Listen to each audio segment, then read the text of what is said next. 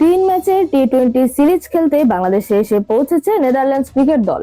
সকালে ঢাকার হযরত শাহজালাল আন্তর্জাতিক বিমানবন্দরে এসে পৌঁছেছেন ডাচরা। এরপর বিশ্রাম শেষে এরই মধ্যে সিলেটের উদ্দেশ্যে উড়াল দিয়েছে স্কট এডওয়ার্ডসদের দল।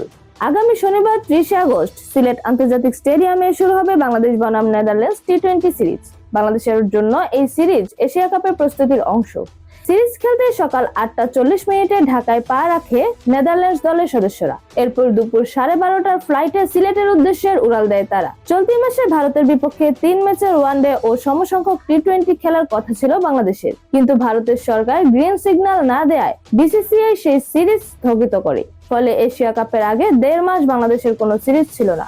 আন্তর্জাতিক ম্যাচের ঘাটতি পূরণে বিসিবি নতুন প্রতিপক্ষের সন্ধানে নামে। এ অবস্থায় বিসিবির আমন্ত্রণে সাড়া দিয়ে বাংলাদেশ সফরে এলো ডাচরা। সিলেটে পৌঁছে আজ বিশ্রাম নেবে ডাচরা। এরপর আগামীকাল সন্ধ্যায় ও আগামী পরশু ম্যাচের ভেন্যু সিলেট আন্তর্জাতিক স্টেডিয়ামে অনুশীলন করার কথা সফরকারী দলের। এবারে প্রথম দ্বিপক্ষীয় সিরিজ খেলতে বাংলাদেশে এলো নেদারল্যান্ডস।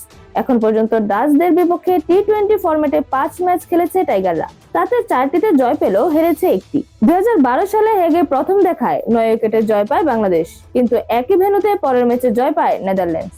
2016 সালে ধর্মশালায় ও 2022 সালে হোবার্টে টাইগাররাই হাসি নিয়ে মাঠ ছাড়ে। সবশেষে 2024 সালে কিংস্টনেও জয় পায় বাংলাদেশ। ওয়ানডে ফরম্যাটে বাংলাদেশ অবশ্য নেদারল্যান্ডসের বিপক্ষে 3 ম্যাচ খেলে দুবারই হেরেছে। এর মধ্যে 2023 বিশ্বকাপের হারের দগদগে ক্ষতও আছে।